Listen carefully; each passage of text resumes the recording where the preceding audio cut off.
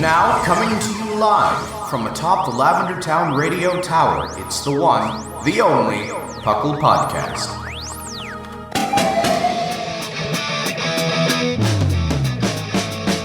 It's PoGo! PoGo!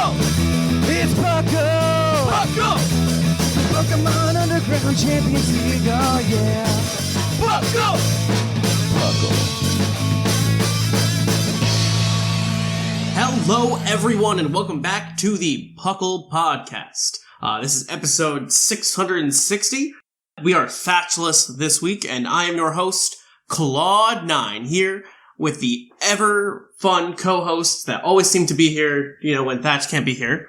Starting out with R.Sigma. Hiya, Papaya. It's been a while since I used that one. Hiya, Papaya. I like it a lot. That's cool. from Fire Emblem Engage. It's a good time. That's great. And then we also have my, co-host every time I'm here recording, Sharkfinnigan. Hello. One day you and Thatch will get to do an actual podcast together. Yeah, no, it's been a few. All right, so we are the PoGo. We talk everything Pokemon, from the trading card game to Pokemon Snap to Pokemon typewriting adventure, any and everything all between. So, first off, tell me, what have you all been doing in Pokemon this week? This week has been some Little Cup random battles, or baby random battles. Baby random battles. Baby random battles. I don't know why they call it that. I guess it's because they're not level 5. They're not level 5, and they're definitely not just... There are band mons in Little Cup. Yeah. I fought a Duraludon, I've used it, and fought against a Stantler. I've had the Stantler a couple of times. I never had Duraludon. Duraludon sounds terrifying to see. Oh no. Yeah, I was just like, oh god. I hope that thing's a level 5. I luckily played around it pretty well, but it was just like, ugh. So you want to give some context as to why we're all playing some random baby battles? Yeah. This past week was the first break week for puclpodcast. So, we were doing something small on the side. Just a week of baby Little Cup, or baby random battles. Just trying to play the format that barely is touched. Mm-hmm. It feels like. Mm-hmm. The wait times at, non-peak hours can get rough.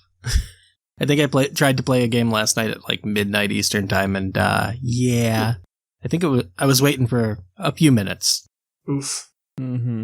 But no, it's still a lot of fun just kind of using these baby mons that you just are not gravitated for, just like when you do random battles, but it's just, smaller, and you get some fun things that you can do, including belly drum sweep or try to shell smath with the Shelder or whatever.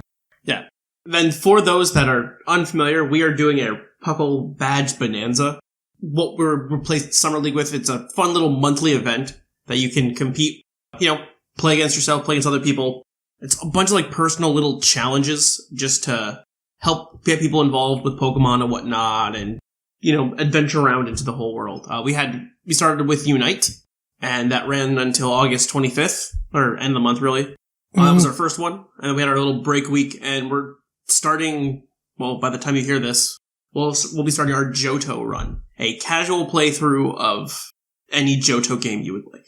Yeah, anything Johto you want. I think I might finally try the Pokemon Crystal key item randomizer. Ooh. I keep hearing people talk about it, and I'm like, maybe this is the time to actually try it. Nice. Yeah, if people pay attention to stream, I will have streamed, first part of, Furret Takes on the World as my solo Furret run. We'll see how fast I choose to do the entire thing in. And I'm guessing it will take me 3 to 4 streams to do the whole thing, hopefully. Hopefully. I mean, if you're using speed up, then it's probably... I'm using speed up, but, we'll see how long... I'll know more after, when I do it. And those here will definitely know before then. I'll try and find a way to stream, a little bit, but it should not be too difficult if I'm dodging trainers and, not forcing rare candies unless I die. Mm-hmm. So, that's what my plan is for that. Shark, are you joining us for Johto? Yeah, I'm probably going to play my copy of Gold on Virtual Console just so I can play through that one. Just try to get some stuff, stick them in bank, just maybe do just a Nuzlocke, stick them in bank, and bring them over to Gen 9 afterwards. Fun. Yeah. All right, well, I think that is it for our intro. We will catch y'all over at the news. Coming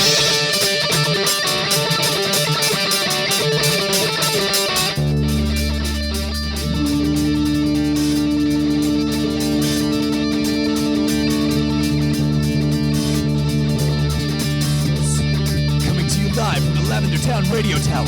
This just in. And we are back with the news. Starting us off, Pokemon Masters announced their anniversary units. They were just powered up versions of character pairs already in the game with a white Arceus themed versions of their outfits. They also raised the Pity Breaker by 25% for their summons. No one liked it. I don't know what that means. I haven't played Pokemon Masters in a long time. So apparently they're entering their Arceus arc. Okay. And the way they started it was they put Cynthia, Steven, and Lance. I don't even know why Lance is popular. He shouldn't be. I like Lance.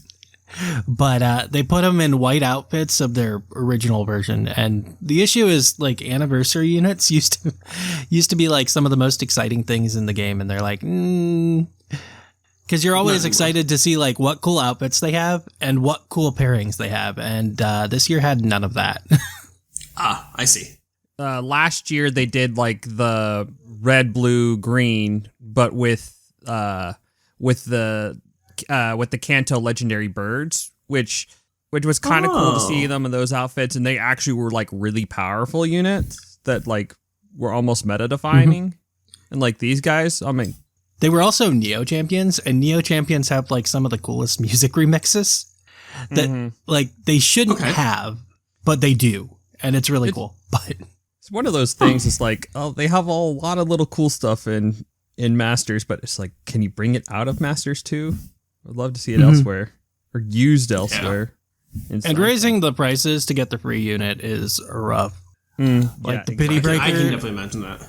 Yeah, the Pity Breaker used to be like 400 points. So you get 3 points for every summon you do. So and you get a bonus summon when you summon with 3,000 points at once. So you get 11. So you get 33 per 3,000 gems, and they raised that even higher by like 100 points that you need. So that's an additional roughly almost 10k gems that you need. So it's rough. That's not fun at all. No. It did not stick its landing, from my understanding. All right. Well, on to the next thing. Halloween merch has been unveiled. This year includes a lampant lamp and a Duskull light on a stick. And also Meowscarada because there's a flower trick. And Mr. Rhyme is there because obviously Mr. Rhyme and Halloween go hand in hand. Is he not terrifying? He is terrifying. That's wasn't arguing that. I know I've also seen a lot of the TCG like Halloween stuff. The TCG packs, yeah. Yeah, I love how they've been doing that because like so cool. Yeah, I saw Ogerpon and the Loyal 3 are in there this time. Yeah, little Ogerpon. I think Fluttermane's also in there. Fluttermane's will be a popular card to take from those. Yeah, there was something else, but I don't remember. Anyways, that's all I got for that. Armarouge is officially going to be released on September 12th in Pokemon Unite. So if you've been playing Unite with us and want to keep going, Armarouge comes out. It'll be fun. It'll be all the rage. It'll be used in every game you play for the first probably week or two. I hope it's not as obnoxious as Cyril Edge. I swear. Those things don't die, and they will solo like 3 of you. I don't think they're that bad. Like if you see a Cyril Edge on a street all alone, you're like, oh no, I'm running. It reminds me of Yasuo from League of Legends, and I'm like, all right, all the edgelords are playing the same thing. Either they're very good or very bad. It's one of the two. The ones on the opposing team are always very good. Yep, yours are always bad. Yep, that's how it works. I assume there are nerfs coming to him at some point, but I would assume so. He is terrifying. All right, tell us about Scarlet and Violet. All right, so in Scarlet and Violet, Regulation H is starting. That's the format with no legends and no paradoxes, only pretty much anything you can catch in the game or breed or, Blood Moon or Saluna. So it'll be fun to see how the meta will shake up for for the rest of the year. I'm expecting more, Tatsugiri Dondozo or Trick Room to be very, very viable. Those are like the two things I think Dondozo I've heard a lot of. Rain is a very popular. Rain and Sun both are doing things. And Sand. Not so much Hail, which is unfortunate. Sand? Yeah, I mean, you got Excadrill again. Yeah, but you're right. You do get Excadrill. Excadrill can. Yeah, T-Tar and Excadrill can go real well together, as they have for years. But isn't there like Rillaboom and Incineroar? Yeah, Incineroar supposedly isn't even that good. You say that now until Rillaboom is still very good. People keep saying that like this might be Incineroar's worst format yet, so we'll see. Oh, and so instead of him taking up like all top 8 slots, he might be in like 3. Yeah, something like that. Like he's still decent, but he's not like oppressive. I think they added a lot of cool items that like make him less exciting. Like Covert Cloak helps, and Clear Amulet both help. So I guess. Anyways, yeah. And then in OU, they're suspect testing Gouging Fire again. It'll be interesting to see if something changes there. It's kind of quiet over in OU land for the most part. Just standard tier, slow tier shifts now that you're in the later half of the format. So is September a tier shift month or no? I don't remember anymore. I'm trying to remember. I think it is. Isn't it every 3? Yeah, and I don't know if it's like the 3rd month. Yeah, I'm trying to remember if it was July. Because they did like a small shift, like in the middle of the summer. So I have no clue when things happen right now. Then. I have no clue. I'm checking that out right now. We'll know by the time this comes out. Yeah, it'll be known. It looks like it was June, July, August. Yeah, no, there should be some tier shifts. Yeah, we'll find out next episode. Exciting. So with that, plus, Gouging Fire, it is... I have not used it in OU, but I will say in our Puckle Draft League, that Mon was the one that led our league in KOs in regular season, so I'm not surprised it's being tested again. So Fire Dragon is scary. Dragon Dance with Recovery is scary. Oh, yeah.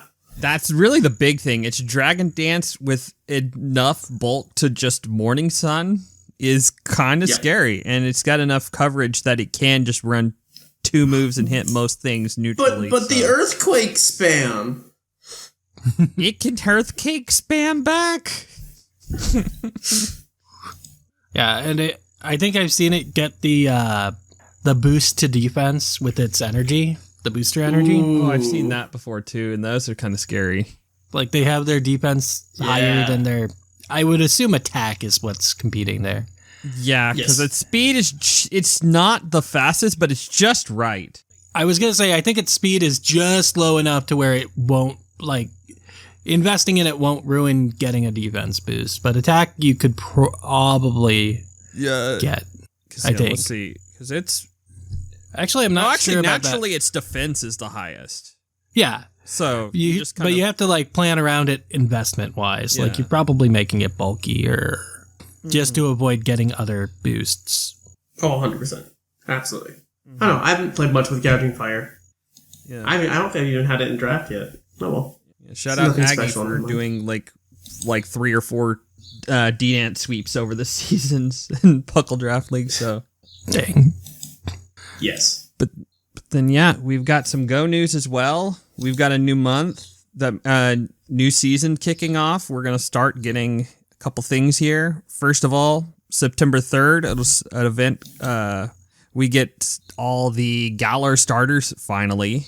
Dreepy starts coming into game through eggs, through the 10K eggs, and then a new regional in Stonejourner in the UK. I don't know what Thatch is going to complain about now that Score Bunny's in Go. He's going to have to find something new. Yeah, yep. Well, maybe these Dynamax raids that'll be starting up next afterwards could be that. I have no clue, but they're starting up on the 10th.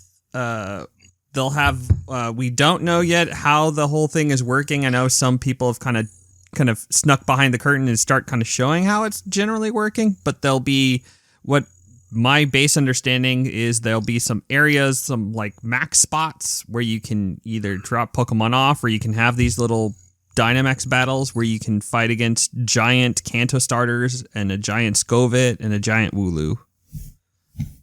Yeah, I have no clue what it's like. Yeah. I just know it's coming. You just know it's coming and you get, the energy, the Dynamax energy that you can use to make your Pokemon Dynamax. No clue. We'll find out all together here in the next couple weeks. Woo! Dynamax isn't in Go yet, right? It will be in a week. Yeah, all right. It's not at the moment. Okay. Yep. Cool. It's first time. Yep. This is the season is, what's the season called? Max out. Max out. Yeah. It's not great. I've heard worse. Mm-hmm. As well, Phalanx Raid Day will be happening this upcoming weekend, September 8th. So you get a chance to get a shiny of that. So the shiny will be worth getting. I don't know if Phalanx otherwise, I guess, showcases. It's one of the taller fighting types you can use. So oh yeah, because it's long. It's long. It's one of the ones that I've had. I think if you don't have like a good XL like Buzzwole or something, that's a good one to grind for if you're going showcases like I am. I know people love the shiny. The shiny is a good one. Yeah, like the the shiny's little brown great. helmets. Yeah. And usually raid days, it's easier to get your shiny. So it's probably like a 1 in 20, 1 in 10, something like that. Yeah. I've known, I think, what was it, for the Lucario Day, Mega Lucario Day, I think my mom and I both separately got Lucario on the first one. Dang. Yeah, I mean, that was an extra shiny boost from the Go Fest, I think, even, too. So fingers crossed for everyone. Shiny hunting, Phalanx there. And then lastly, there is a new big global event at the end of November sometime called the Wild Area. That'll be held, I think, in Yokohama and then like a week globally. later. I've heard a leak that says Toxtricity is going to be part of it, so I have no clue, though. Yeah. I don't hate that. Yeah. But a Wild Area could be good just to kind of spice things up in terms of just like bringing Pokemon that aren't, just shifting the, what Pokemon are available for that weekend. It could be interesting. So yeah, I'm intrigued, but I'm probably not excited. Yep. At least not yet. That's a good way to put it. It's like, show me more, and maybe we'll get, maybe I'll care. Exactly. Yeah. There's some hope. There's for something. Yeah. I think it's like the weekend before Thanksgiving or something. So it might be Thanksgiving weekend, but I think it's the weekend before Thanksgiving. I think it's just before, barely. It's the 23rd, 24th, and Thanksgiving is... Thanksgiving's the last Thursday, so 28th. 28th. Yeah, nope, just before Thanksgiving, so... Yeah. That's it. But hey, if your school lets out Thanksgiving break, hey, that's a good chance to group up that weekend, so... Yeah, group up and Dynamax some adventures. Sorry. All right. TCG news, there wasn't much. I mean, they've been spoiling the set that comes out in, 2 weeks? I think it's 2 weeks. There are pre-releases for it, I believe, next weekend still. Or this weekend still, by the time this airs. But the big announcement was that there's going to be a Charizard EX Battle League deck, which is great, because it's $30, comes out in November, but it includes a Prime Catcher, which is almost $30 already. Yeah, it was going up. It was going up a lot recently. Yeah, well, the set's not getting opened as much anymore, though I feel like League promos are out at this point for it. Then those are much more expensive. I imagine so, but at least it's some supply. And then I know the Charizard deck gives you like it. It's actually not bad. No, it's 3 Charizards and 2 Pidgeots? Yeah, it needs a little help getting to like a real deck, but it's pretty close. I think it has Arvins and Poffins, doesn't it? Yeah, it has a lot of great items and supporters. I think the Pokemon package is what you need to fix up a little bit. Yeah. Because I don't think most decks run 3 Charizards line. A 3 Charizard they run line. 2. Yeah, I think most of them have dropped down to 2 and you just rot them back. There's no mana fee because I believe it's made for post-rotation too. Ah, okay. So you need to sneak like a mana fee or 2 in. Things like that. There's like 2 things like that. Maybe there's 2 like Moltres in right now, and it's like, you don't run Moltres in Charizard. You might want a Rotom, but Rotom's going to rotate too. Yeah, like they don't put the cards that rotate in because rotation will be in 3 months after the deck releases, and you don't want people to buy the deck and not be able to play it. So exactly. But yeah, it's a really good value if you want to get into the TCG. And just for Prime Catcher alone. Oh yeah, Prime Catcher is a great get. It's easily the most expensive of the A specs, I believe. Yeah, by far. Just because it is the best one. Which we all knew from the beginning, and the current, it is. Yeah, and the current format's kind of a mess. I hope the new set fixes it, because right now it's just all hyper aggro. All of it. That's what a lot of people are saying, is that it's not as it's either it punishes not having good hands a lot more. Yeah, everything's hyper aggro. Everyone's playing the coin flippy cards. It's not good. Not a good place to be. So hopefully the new set helps that a little bit, because right now it's a mess. Only way to fight that is with more hyper aggro. Pretty much. Like, I keep seeing Little Roaring Moon winning. Like, that's not great. No, it's only winning because it's one prizer, and it can has the ability to heal and or not heal, recur.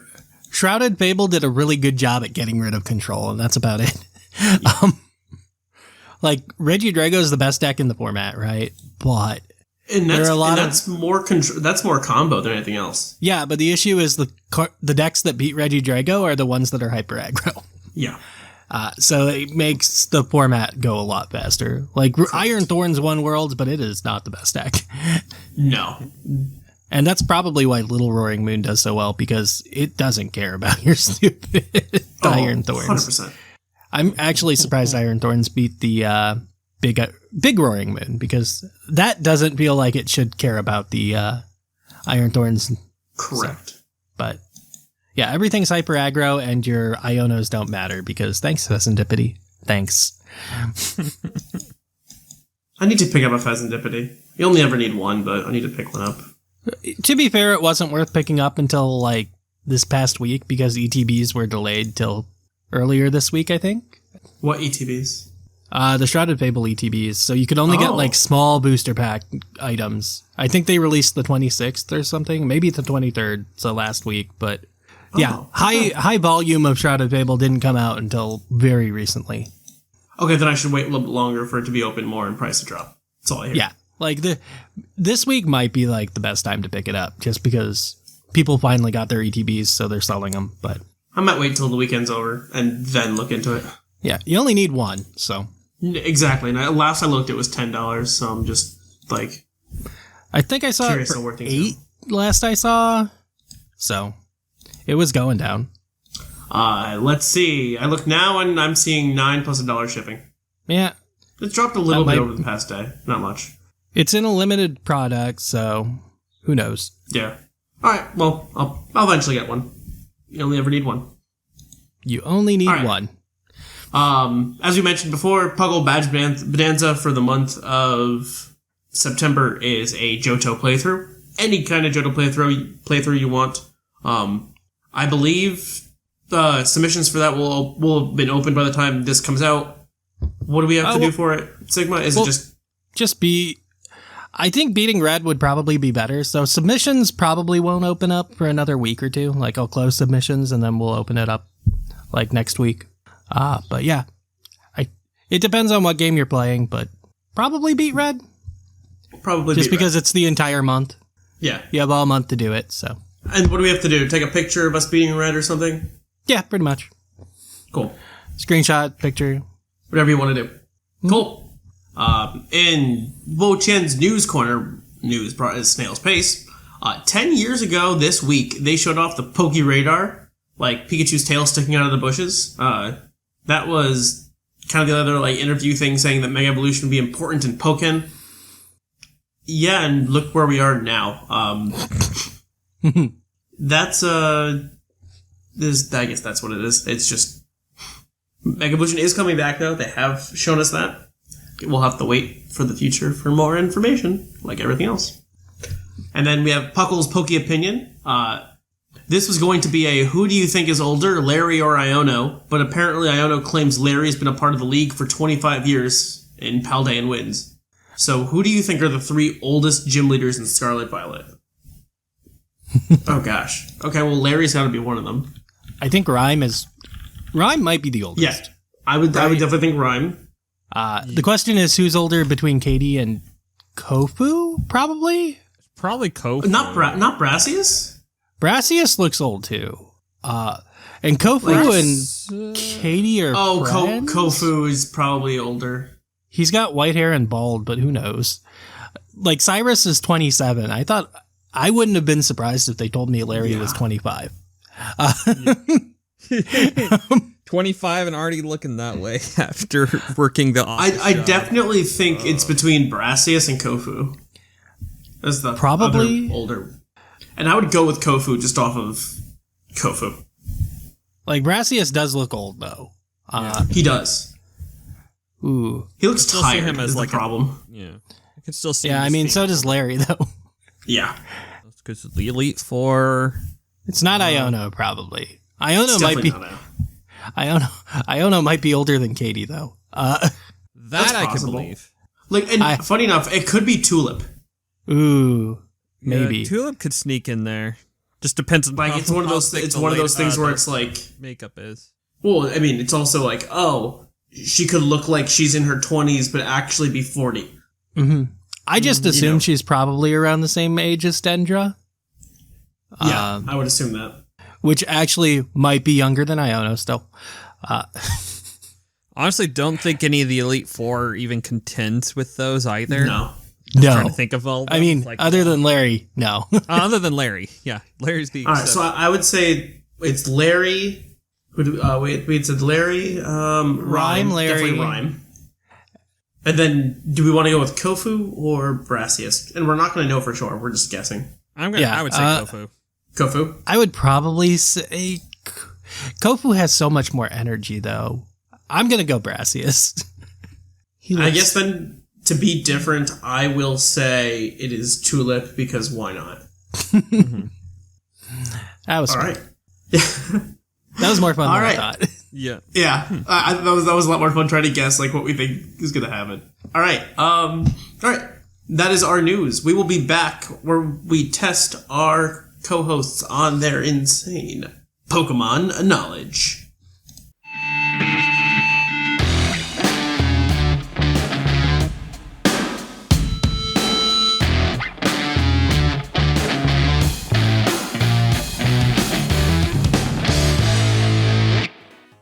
Oh hi, and welcome to the Poke Quiz, the part of the show where we quiz our co-hosts on their insane Pokemon knowledge. I'm Mark from the Dunsparce gang, here to explain the rules. Our fabulous co-hosts will work as a team to answer 5 Pokemon-themed trivia questions that fans have submitted on the Discord server. Each question is worth 1 point, with Pokedex and multiple answer questions worth more, for a total of 7 points. The host can use a free hint at any time. If they get all the answers correct and do not use the hint, they can cash it in for an 8th point. And we are back with our Puckle Poke Quiz, testing your insane Pokemon knowledge. All right, Shark. All right, Sigma, are you ready? Yeah. Of course. Okay. Your first question today comes from Diamond Eyes. What move is always capable of hitting a specific monotype Pokemon for 4 times damage? Oh. Wait. What? I think I Pokemon understand what's move? being asked. Yes, there is a specific monotype Pokemon that, when hit by a certain move, always takes 4 times damage. So I would have to assume. Oh. So there's. I was thinking it's something. Is something weak to Flying Press twice? Like, is one type weak to? I don't think so. So if I think I have the act, like that was my first thought, but I don't think anything is both flying and fighting weaks. But it's basically just so it's a monotype that can take 4x damage some way somehow. That's the question. Yes. Right? Okay. So my next thought was maybe Dry Skin. That's what I'm thinking. So what grass type Pokemon has Dry Skin that isn't is a Paris? monotype. Yeah. Yeah. It isn't Paris. I'm thinking I've got the Helioptile. Like, what else? You are on a right track. Is there another ability that gives you a weakness?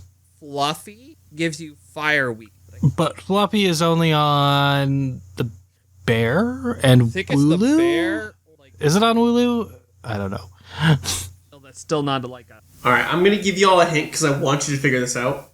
It is a specific move that, because of the ability of the Pokemon, basically doubles the damage to 4 times. One move.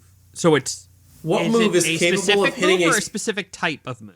It is a specific move that hits a specific monotype Pokemon for 4x damage. Never said weakness. 4x. Even though it kind of is weakness. But yeah.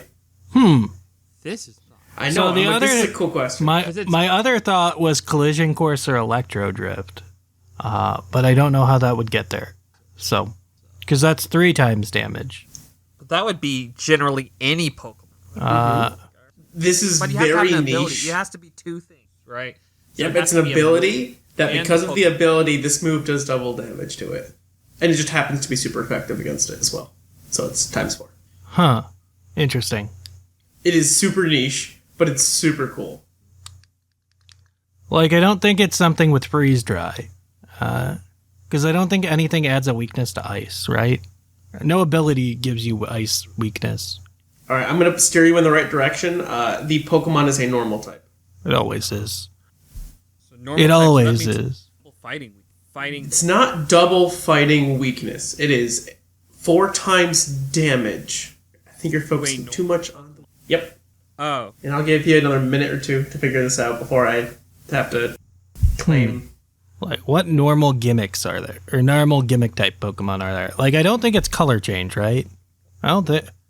Oh, is it color change with... Oh, no. It's like... Oh It's my not gosh, color it's change. color change and flying press. That's what I was about to think, but I don't think he's saying it's not that. That would be funny. That's still only 2 times. Yeah, it's still 2 times. It only activates once. That's like 2 different 2 times. But it's...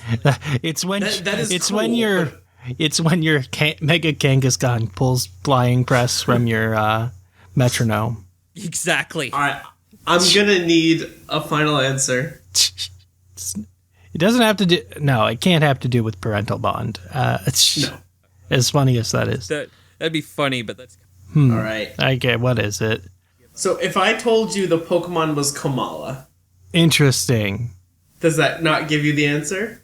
Something very fringe. That's what it tells What? me. Alright, well, the answer is Wake Up Slap. Oh. Oh, that's funny. Wake Up is Slap into funny. Kamala always deals 4 times damage. That's funny. Unless it tears out of normal, then you have a different problem. But Yeah, okay. So it I was see it, very I see niche, it. but that's super cool because it's the same thing with Sleep Talk. You can use Sleep Talk on Kamala, Yeah. and that's the whole Choice Band Sleep Talk Last Resort Yeah. shenanigans. So sorry, it was. I thought it was a cool question. No, that's a good one. worth That's a it. good one. Question.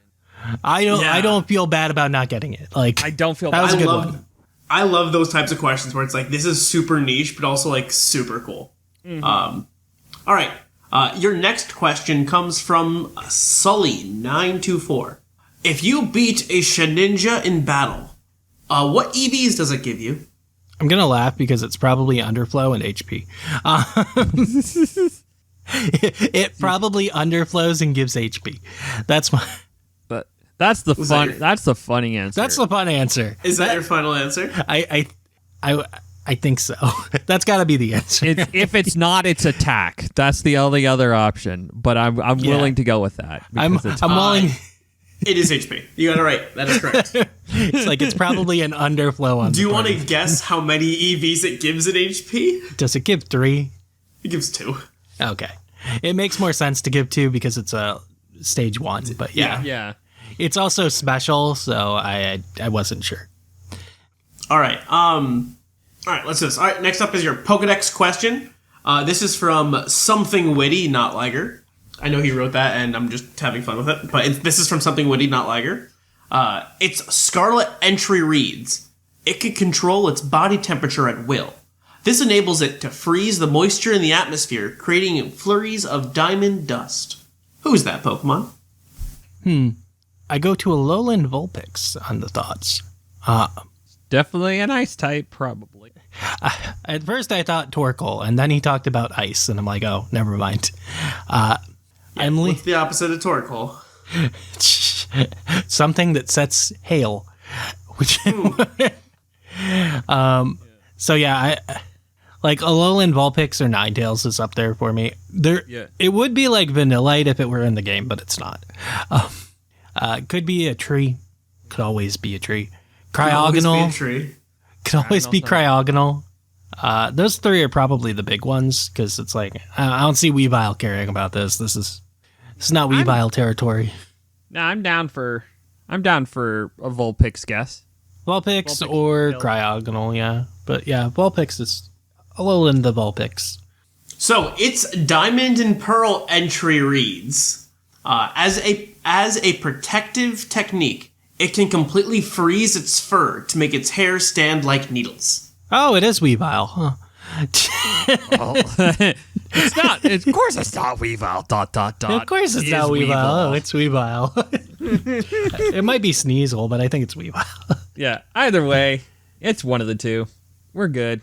Lock in Weavile. That is incorrect. I have it as Glaceon. Oh, yeah, I could see that being it too. Oh well. Huh. That's That what's makes on the notes here. That's probably correct. That's fine. All right. You are currently 1 for 3. But luckily, we have the multiple choice question coming up. There are 7 different answers for this. For every 2 you get correct, I will give you an additional point. So, there are 7 locations, I think, throughout, like, all the games. I'm going to guess all the games. Ish. That have a special magnetic field where Magneton, Nosepass, and Charjabug can evolve. What are those 7 locations? And this came from Togenik. I know 2 of them. Corona Mountain. Right? Wait, which one is that one? It's whatever. Oh, no, not Corona Mountain. It's whatever what's the one in Sinnoh? Oh, Sinnoh is...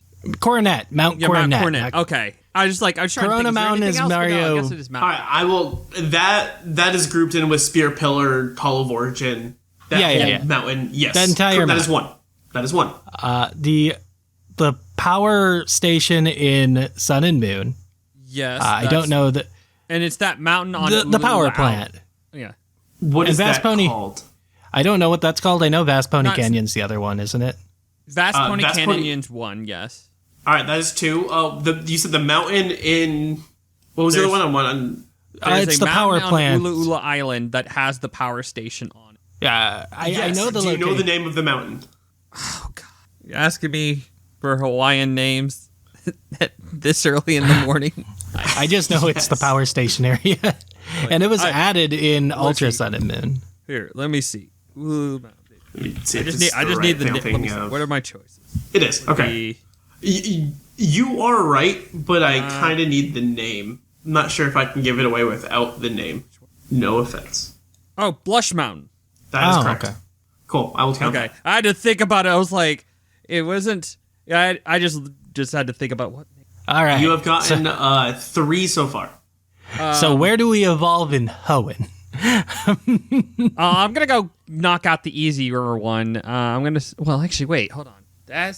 I don't think Chargestone Cavern counts, right? That's what I'm trying to think. Did Charstone Cavern? Yeah, I think it does. But I don't remember evolving things there, but also they weren't like super available in that region, so you would think Chargestone Cavern has it, right?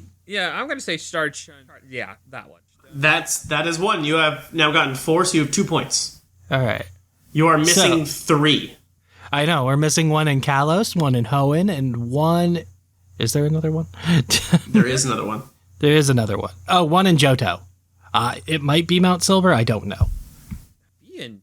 I don't know where it was hidden in Johto. I don't remember. It's been a long time. But I also don't remember in X and Y or Hoenn either. So, XY, you would think it would be the route with the power plants on it. Or actually, wait, no. No, it's very early. Desert. It's like Route 6 or something. Well, the desert is where the power plants are, isn't it? So what are we talking about? Which one? I'm fine to shout Kalos Power Plant over in the desert. Yeah, North of I will count that. North it's of It's Route 13, but also 13. says Kalos Desert Route. Okay. So yes, you are missing 2. Hoenn and one Johto? One is in Hoenn. The other one is in technically Sinnoh. Sinnoh. Is the Fuego Ironworks count? That's the only other place I would guess. Because that's the... Or Mount Stark, one of the two, but I would think the Fuego Ironworks could count in Platinum. I would count that. I would guess that. the other. I would think the other game. Oh, Jesus. Oh. What is the name of that route? Is it Highlands? The Yes. Coronet Highlands? Okay. Yeah, there you go. Yep. And you're just missing the one in Hoenn. Where would Hoenn evolve? Would it be the abandoned power plant, or what was that one over? Oh, yeah, New Mauville. New Mauville. That is Thank correct. you. That is all Old 7. Millville. Okay. Yeah. Funny enough, any of those, so Nose Pass and Magnezone, you can't get in Heart Gold, Soul Silver without trading them in. Interesting. There's just no place to evolve them. Well, there you go. That's Okay. why we couldn't Yeah. figure it out. It never. Yeah. My guess would have been Mount Silver there, but yeah. That's the. I Only mean, one if that any should place, have. that's, yeah. That would have made sense. Like, All right. So far, you've gotten 4 out of 4. And to go for 5, you have, your base stat question, what fighting type has the lowest attack? We've been talking about baby mons, so I figured it's only appropriate. can we get a hint? Yeah, let's get the hint. Yeah, let's use It's the the hint. baby mon. Oh, so it's probably Tyrogue. Yeah, if it's it's Tyrogue or Riolu. I think I know Tyrogue's really bad. I think it's got a 35 and everything. Yeah, I believe that because I feel like Riolu at least has some. Riolu because has it's redeeming Riolu, qualities. It's not going to be the worst. Yeah. Riolu's not that bad. People don't usually think of it as a baby Pokemon, and also it's a starter in Mystery Dungeon, which puts it above Tyrogue. Yeah, that's fair. So I think it actually has stats. Are you going with Tyrogue? I'm making sure there's not another one in my mind, but there were a lot of baby Pokemon in Gen 4, but I don't think any of them were fighting apart from Riolu. Gen 4 was Bonsly, Mindjune, Happiny, and Munchlax, and Riolu, and Mantike. Until we get Collision Mime Jr. And I Mime think. Jr., yeah. Until we get Collision Mime Jr. that's a fighting type, like, I think Yeah. it's probably... And then you have, and the other babies that exist are Wynot, Azurill, Elekid, Magby, Smoochum, Pichu, Togepi, Cleffa, Igglybuff. Yeah, I can't, and Tyrogue. And I believe that technically, what's it called? The baby... They added a baby in Gen 8, I think. Toxel. But it's electric. Toxel. Yeah, it's electric, so that's not it. I think I named every baby. I think we got there with the baby mons, and I believe Tyrogue has got to be lower than Riolu. Is that your final answer? I think so. That is correct. It's a 35 and like Yep, all 35 stats. in every stat.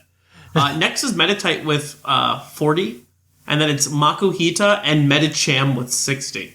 That's lower. Oh, right, Meditite. That makes sense.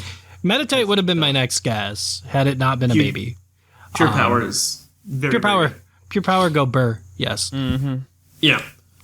So you guys get a total of 5 points this week.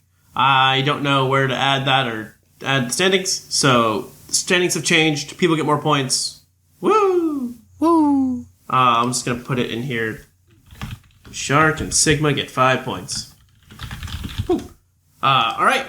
Great. And all right, we will be back with our topic.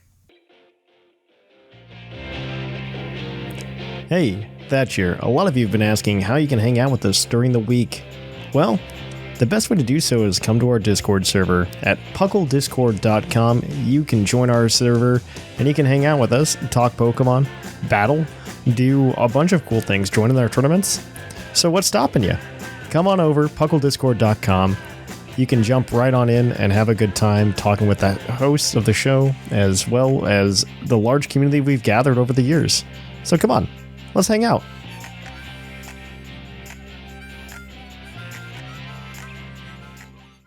And we are back with our topic today. Kitakami, 1 year later. It's been a year since the DLC introduced us to, the Loyal 3, Petrarunt, Ogerpon, all that fun stuff. So Not Petron. Petron came late. not Petrarunt. Yeah, but He was in the cutscene, if you looked very carefully. yes. It's still from Kitakami, though. Oh, yeah. No, he's part of this episode discussion. Definitely. Yes. So, tell me, thoughts, feelings on the whole thing. Every little bit and piece. I still feel bad. So Ogerpon's like a beast in competitive, right? In all competitive. In all competitive. Like TCG2, it went everywhere. And people love it. I'm convinced if they made it and they added it to Unite, it would dominate Unite. I believe it, and everyone loves it too. Like, it had a good storyline, right? Ogerpon had a great storyline, had a lot of character for a Pokemon, just a Pokemon itself. It's just one of those, just because it was all so shy and timid, it just kind of started coming out of it. Ogerpon itself was well designed, well done, just honestly a home run of a Pokemon. Oh, I completely agree. And I think I like the way they've gone with introducing these Legends of the DLC type thing, where it's like, this is a whole story behind it. We're not just going to give you some new Pokemon because it's legendary. And this is the area where it is. We're going to give you some story, some character behind it. And I think because of that, and, the different personalities of Ogerpon based on its masks, like, it added so much more to the character, which then brought everything, made it more likable and desirable by fans and people alike. Not to mention it's good. Like, I still see fans love it. I remember, I think during Worlds, they actually posted a picture of an Ogerpon standing on top of Incineroar. Good times. But the customization makes it more fun with the masks, and its strength in competitive is healthier than Urshifu. Yes. I don't like what Urshifu has done to competitive, but I'm okay with what Ogerpon's done because it's strong, but not, like, oppressively strong. If that makes sense. And it's a grass type, which means it's not really competing with other Pokemon for that slot outside of Rillaboom. Like, you were probably not running a grass type anyway. It's like the strongest form is the Fire Mask. And that one is like the one, because the fact you get that +1 attack boost, potentially boost your speed with like Trailblaze, it's like that can get, like, that's the only one that's kind of like maybe it's a little too much, but it's like, it's not the worst either. I mean, once Terra goes away, it's fine. Well, actually, maybe not. It might be too much for Smogon still, but like 110 speed, solid speed tier. It's a very good speed tier. It's not oppressively fast like, say, Fluttermane or Iron Bundle, but it's fast enough to do what it needs to do. In VGC, it has lots of support options too.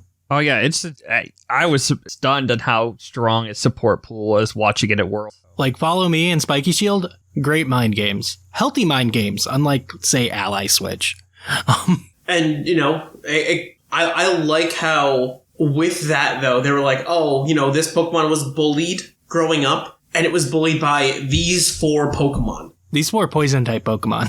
And these new Pokemon, that they're brand new. So it gave a whole, like, villain arc to the whole, the Toxic Trio and Petrarunt. Mm-hmm. And what was really cool was if you used it on your team, you were given extra scenes in Blueberry Academy too. And the bonus Petrarunt episode as well. And it was really cool. They put a lot of thought into Ogerpon, and I think it paid off for them. I think that's gone over better than Terapagos has. Terapagos is nothingness.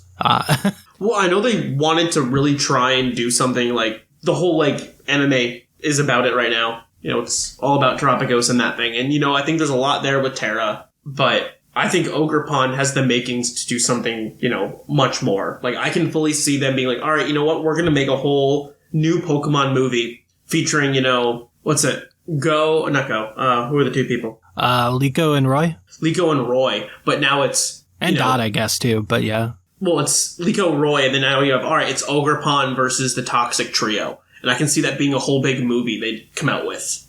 Or, a special series or episode or something like that. Because that's a whole other thing that, once they finish their current quest, like, that might be super interesting to go through. Mm-hmm. Because I think there's a lot there they can do. And there's a lot of story built behind, Kitakami that's just... It has a good amount of lore to itself. Mm-hmm. Seeing it return doesn't isn't going to elicit like a groan like when you see Urshifu show up. It's like, oh, I guess we're not using water types anymore because everyone's going to be using Urshifu. Unless you're using Ogerpon water to counter their water Urshifu. Right.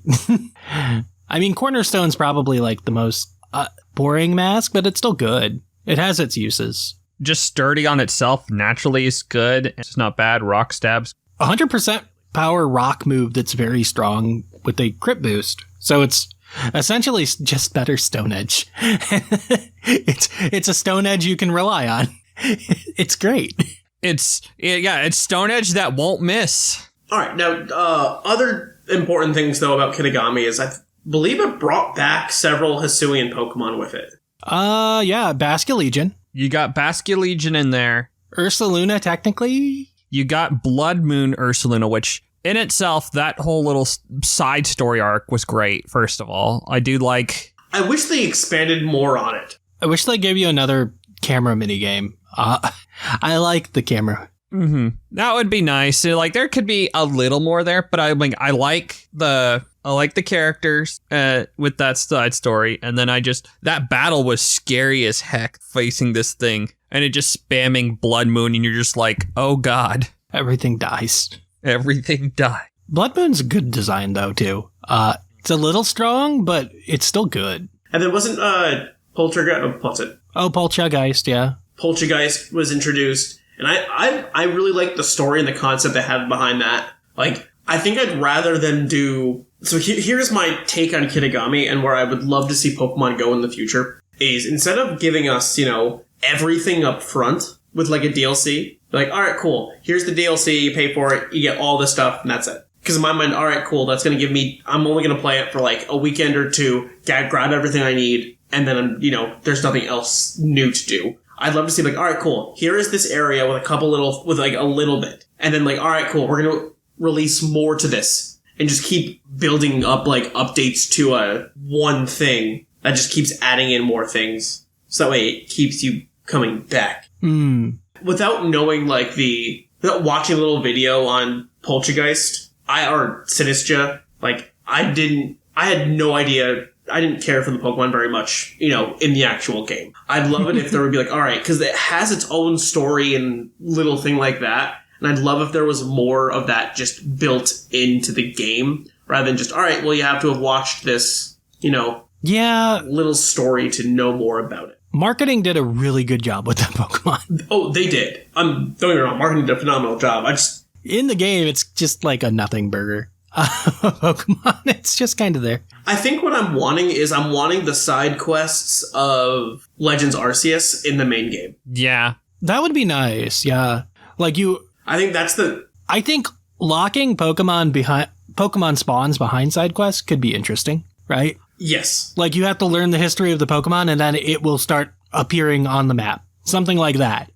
Yes. I think something like that, because they have so much in Kitakami that's, like, based around that type of thing, where it's, the whole Applin Diplin, that eventually goes into Hydrapple. Like, I love that, like, concept of, like, alright, cool, there's a new way this is happening, and it evolves even further beyond, and... Good old Diplin. I just wish there was more about that. Because, like, we get to Diplin, and then Hydrapple is there. Yeah. There's nothing special about Hydrapple when we get to Blueberry Academy. It's just alright, well, you can evolve your Diplin. I kind of wish there was more with that. I thought maybe... Okay, so one of the issues I had was they really made it feel like Kieran was possessed, right? They did. And I don't know why they did that, but they did do that.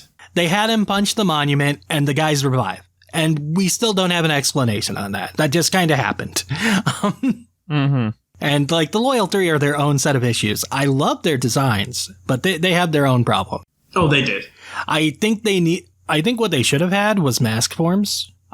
Each of them used the mask they steal instead of just being... Ooh. Oh, look, we're Titans. Because we're even at the... we go to the festival and they sell the masks and it makes them look like Power Rangers, kind of. It does, yeah. I think they should have had those forms. Right? That could have been interesting. That would have been really cool. Yeah. They were presumably revived with Terrestrial power, right? So they should be able to, like, resonate with the masks that they steal, I feel like, instead of just being Titan battles, and that would have given them more personality and made them less like whatever they are.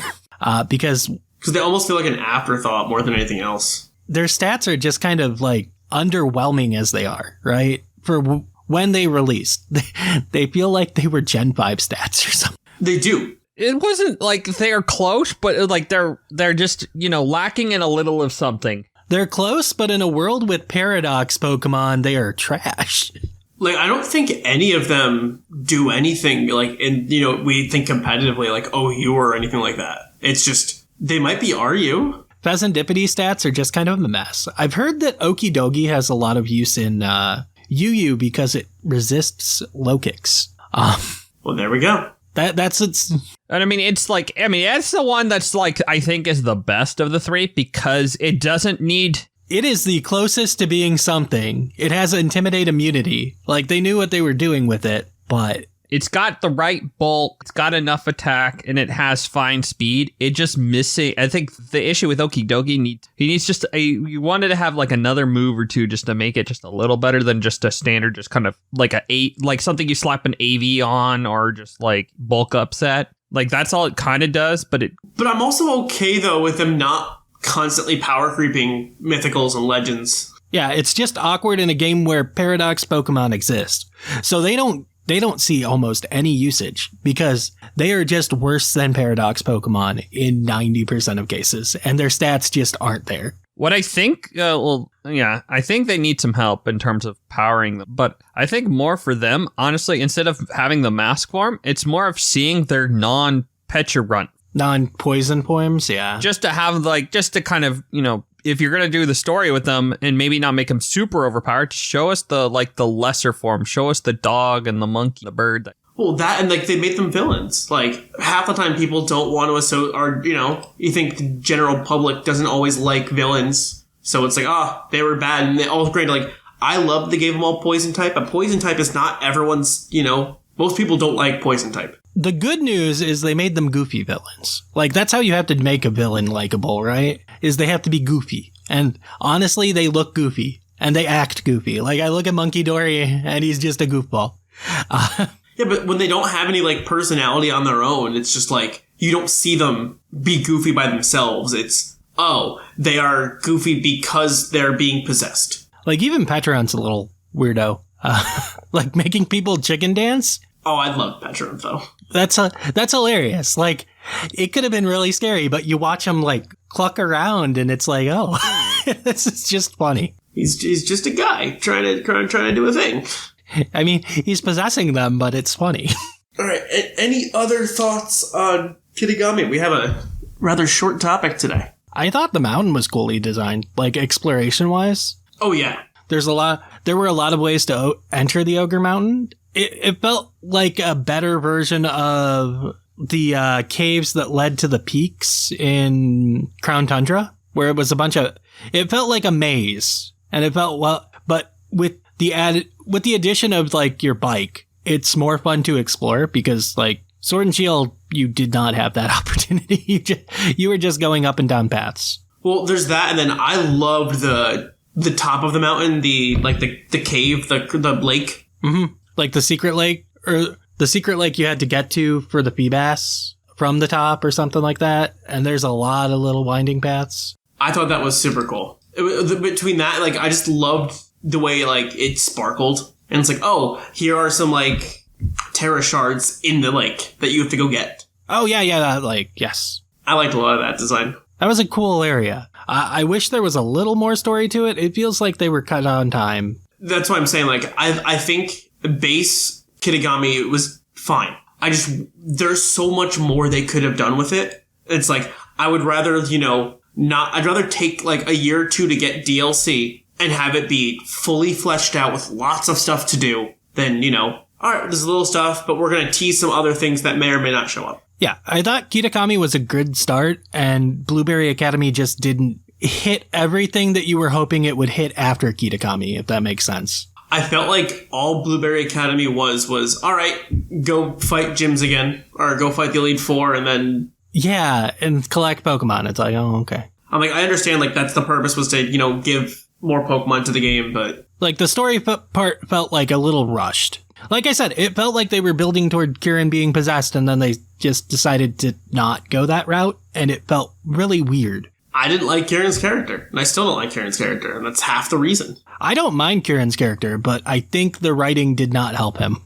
Oh, of course not. Like, I think his champion music is great. I haven't listened to it in a while. I might have to check that again. Yeah, but I think both him and Carmine have good music to their characters. But, and I like how they brought back a lot of the characters from Kitakami. Like, I loved seeing Perrin again and having to do more little things with her. Yeah, I really liked that they connected the two DLCs. That was very good. Yes. It would be like having Clara go to Crown Tundra.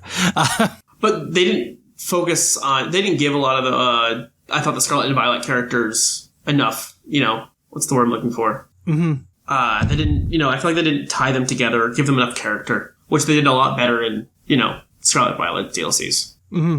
Like, Briar, they introduced Briar and she was kind of like I think she kind of fell flat at the end. Granted, I was expecting her to be a villain, so her just being, like, obsessed with Terapagos, not really being evil at all. Actually, she was kind of good at the end, making the, Terastal work out, but... Yeah, no. And that's weird.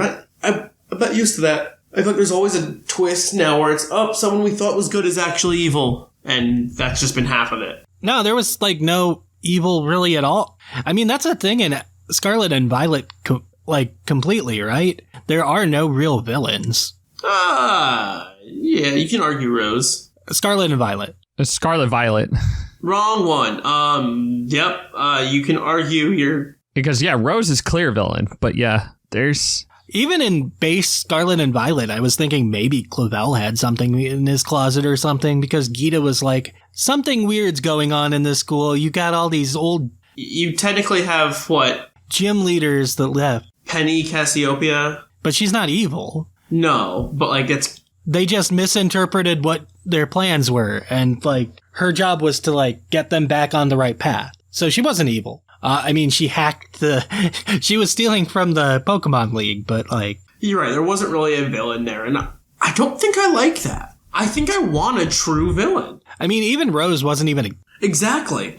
I want an evil team again. It's a different villain. I don't mind. Rose, I think it's fine. I think they could have done that whole thing a little better, but, I don't think he's bad or the idea is there. And Gen 7 didn't have a villain either, so... You kind of had Team Skull. Team Skull was not a villain. Lusamine is a villain. She kind of is, but she's also, I don't know.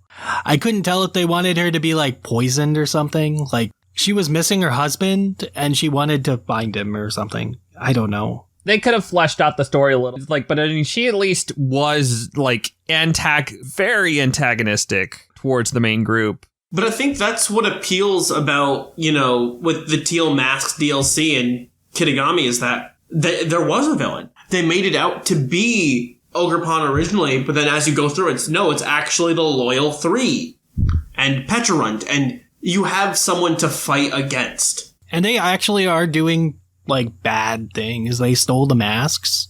They killed someone. Granted, Ogerpon killed them, but, But, I like having we're teaming up to fight against this collective evil. I say that, but you're fighting against an evil. Whereas I feel like that's been missing from Scarlet, Violet, and Sword and Shield. There's actually something evil here. That is a benefit. This is the most evil we've had in... Well, actually, that's not true. Legends Arceus had Volo. Volo is about as evil as they come. Yes, and I loved that there was an evil there. Granted, it didn't feel like it until the very end. And he was just evil. But yeah, that was good. Yeah, but you didn't know he was evil until the very end. This is true, yes. It was a good reveal. I like there being an evil team all the way through. It's, we're fighting against these guys. Yeah, because we haven't had I miss my Team Rockets and whatnot. It's been a long time since we had, a menacing evil team. And sometimes I want them to win. Team Plasma might have been the last time we had a competent evil team. Competent, yes. Flare was definitely not competent. No, not at all. I was about to say Team Flare, and then I'm like, they did nothing. They controlled the entire media, and they did nothing. They are not. They were close. They had more power than they realized they had. You were close, but no. There was a lot of potential with them, and they floundered it. They were not competent. Team Plasma, though. Team Plasma did a lot. In both iterations. Yeah, honestly. But they felt evil. That was good. All right, I think that's a good place for us to stop our discussion for today on this topic. We will be back with the Pokemon of the episode.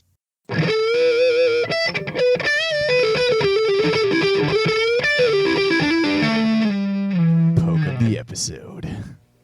And we are back with our Pokemon of the episode, and National Dex number 1014, Okidogi. He is the retainer Pokemon. It's Pokemon's Violet Pokedex entry reads, Okidogi is a ruffian with a short temper. It can pulverize anything by swinging around the chain on its neck. Well, Okidogi is a cool, one of the loyal 3 cool Pokemon. Poison fighting type, only the third poison fighting type that we have after Croagunk and Toxicroak, right? I think so. Yeah. Yep. It's an offensive, physical type Pokemon. A lot of attack, good defense, adequate speed and special defense, decent HP. Min-max better than a lot of the Pokemon of the It is, yeah. Like, it's one of those Pokemon that, like, if you got it earlier in a game, would be great for a Nuzlocke. Because it's bulky, and it can do quite a bit. Mm-hmm. Let's say it has a very shallow, just level up move pool of just, close, it's not even close combat. It's superpower crunch, like poison jab is what you normally would get before you add in all the other TMs. It really benefits from having TMs. Oh my gosh. Yeah, the TMs really help it out a lot. It gets the fangs, but I don't think you're ever using those. The big one is knockoff. Knockoff, close combat, high horsepower. Drain punch. Earthquake. Drain punch is good. I think it often uses that in VGC, where it'll see occasional play. Because shot's probably very important for it. If you have hopes, yes. So its TM move pool very good. Yeah. Yeah. It's Smogon type of sets. It either is running bulk up with poison, drain punch, and either psychic fangs or knockoff. It's running scarf with all 4 of those moves, close combat and such. And then, or it's running AV. Those are kind of its big things that it can do. And it uses Toxic Chain to kind of punish a lot of those bulky switch-ins. A Zapdos, a Skeledirge, or a Hippowdon that might try to switch in. You get that Toxic on them for free, even if it's a resisted move. It just kind of be able to... Yeah, that's what makes nice. it shine a little bit better. Toxic Chain is an interesting ability that I feel like they were more scared of than they should have been. Mm-hmm. It also gets the ability Guard Dog. Yes, it's a good move. 1, they can't switch you out. But 2, if you get intimidated, you would essentially ignore it because you get the attack boost back. Yep. It also has upper hand for doubles. So you're naturally faster than your Incineroar friend. If that Incineroar friend is going to try to fake you out, it is not going to have a good time. Unless it Terras to Ghost, which they often do. Yeah. That's kind of nice. Yeah, that's how you would run it in, Smogon style or VGC, I guess. VGC you might want. Does it get Wide Guard? I thought it got something like that. I don't think so. Like I said, upper hand is like its big thing. That's upper hand and Intimidate immunity go a long way. Yeah. It can do Howl type of sets. It can do... but Bulk Ups is better than Howl. Howl helping your partner. Howl and doubles get to your partner, yeah. Oh, I didn't know that. Okay. Mm-hmm. Yeah, it does have Snarl, too, you're right. Yeah, Snarl is a little techie type of thing just to throw in, though it tends to probably want to use other moves. It's a good boy. Actually, Snarl actually could be interesting with Toxic Chain, so... But if you're doubles, you're probably using Guard Dog. Yeah, because you want that Intimidate immunity. That's why you're using it. Yeah. Oh, 100%. Because it's not like you're using Mabosta for Guard Dog. Mm-hmm. And I didn't realize the Loyal 3 are technically considered legendary Pokemon. Yeah, it's unfortunate. They'd actually probably do okay in the upcoming format if they weren't legendary. Yeah. The TCG card, it has 2 good ones, doesn't it? It has an EX and a non-EX. And I think both of them have seen a little experimentation. I believe Okidogi's the... if you were attacking with it, like the Loyal Trio deck, I think that's your main attacker is the Okidogi, if I'm not mistaken. It is. It does a lot of damage. You can do 300 damage easily. Yeah. Which is, nothing to scoff at. Mm-hmm. Because you get poisoned, which then lets you do 260 damage. And then you attach the item that if you're poisoned, you do more damage, which is another, 30 to 40? No, it's 30, I think. I think 30, and then the poison damage happens, so it's 300. Mm-hmm. Yeah. So then there's the baby one that hits incredibly hard for... If you have a darkness energy on with the 2 fighting energy on it, hit hard. It basically does 100 HP and then 100 more damage. So it's just basically a baby EX mon. Yeah, I've seen people toy around with it, and it's cool. I think it's cool. I want, some small basic decks to do well again that are not just Roaring Moon or Ancient Box. Right. But, that's it for Okie Dokie. Try it out. It's a cool mon. I'm hoping that the Toxic Trio doesn't get relegated to just being in Kitakami and Scarlet Violet, and hopefully when we get new games, they get to come out and play. I hope so, too. Cool. I hope they get some time without Paradox Pokemon around. Or Ultra Beasts. Yes. Because they don't really compete on that same level. No. Maybe they'll get Megas. Who knows? If they got Megas, that's how they can compete. I can see that. Without that, though, it's kind of hard. Like I said, Okie Dokie's like the best of them, and it's not that close. But it's better than Pheasantipity. Pheasantipity is just sitting there with like a support move pool and no stats to back it up. Oh, yeah. All right. With that, then, we will head on over to our mailbag. It's mail time! It's time for the mailbag! Send in your emails! And we are back with our mailbag. As always, the PoGo mailbag is sponsored by the fictional energy drink Green Tauros, the energy drink that gives you hooves. And we asked last week what, I think anything about Worlds people wanted to talk about, right? Or just anything else. Mm-hmm. Yeah, who knows? Something like that.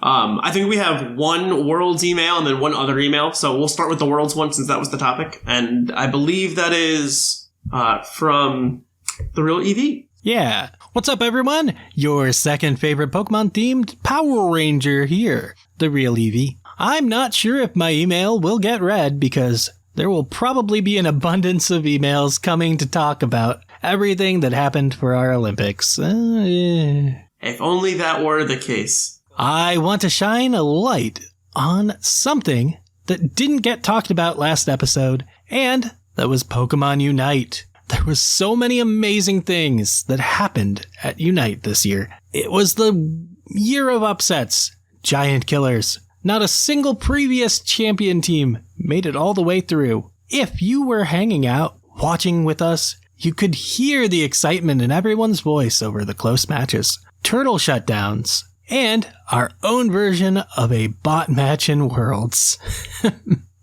So I encourage you to join us, not only when we play Unite, but when we watch it for live events. To join us, because these are some of the most electrifying events, and fun to watch.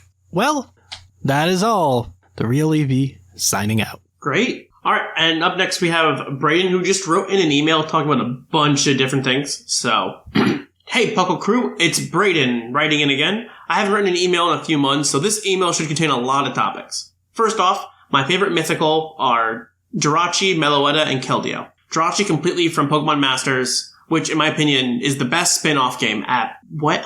I have not met anyone that thinks Pokemon Masters is the best spin-off game. Glad you think so. I could see it. It has events and writing. If people really care about that, I could see it. All right. Tate and Jirachi are my 3 favorite sync pairs. That's fair. I drew some Pokemon to also fill out the not used types. And he included a couple of drawings in here that we may or may not, if I can figure out how to put them on the Discord, I will.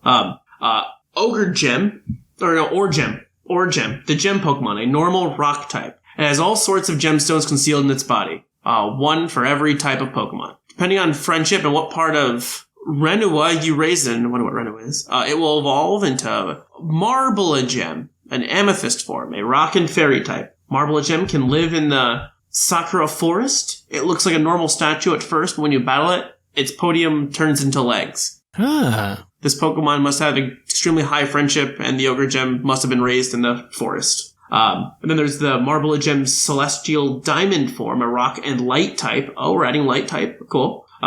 It is found in the Stargazing Temple at the Celestial Mountaintop. To evolve it, you must have exactly 11 items to increase special attack. Must be raised on the Celestial Mountaintop. And then there's Flurchick and Florabia, a fairy fire type. And they're found in the Sakura Forest Fairy Shores. I don't know how we don't have a fire fairy type. That's the one type I'm still like, this needs to be here. I don't know why it's not here, and they've had options to do it. Like, I understand not having a fairy ground type. That's scary. But a fairy fire type sounds fun. Fairy ground's another great one that we still need. Oh, well, I'm going to call it now. We'll get both. But that is the email from Brayden. So thank you guys for coming in. I think they both already have the Green Tauros badge. Okay. I have no clue. I assume so. Brayden mentioned that he already has it. Oh, okay. Doesn't know how to claim it, so we'll just have to give it to him in the... Yeah, just talk in general. Yeah, just let someone will get it. You can get it. Yep, absolutely. All right, and that's all we have for the mailbag this week. If you want to tell us your favorite parts of Kitakami, or what you think about the Loyal 3, or Pecharunt, or Ogerpon, write in next week. We want to hear from you. If you want to, or that, or anything else. I think we should try and break the record for most emails submitted in, so that Thatch has to read them all, or at least scan through all of them. So I encourage everyone who made it this far in the podcast to write in. Just send in a whole bunch of stuff to Thatch. Talk about whatever you would like. Tell him that make sure you tell him that Score Bunny is in Go now. Yes, tell him Score Bunny's in Go. That's what he really needs. Because he doesn't know it, and he won't listen to this podcast to figure it out. Make sure you write in every email, Score Bunny's in Go. Score Bunny's in Go. Score Bunny's in Go. And we'll make it a giant thing, and it'll hopefully be a lot of fun for people to listen to next week. All right. With that, I have been Claude9. I've been R.Sigma. And I've been Sharkfinnigan. And this has been the Puckle Podcast. We'll catch ya on the flip-flop.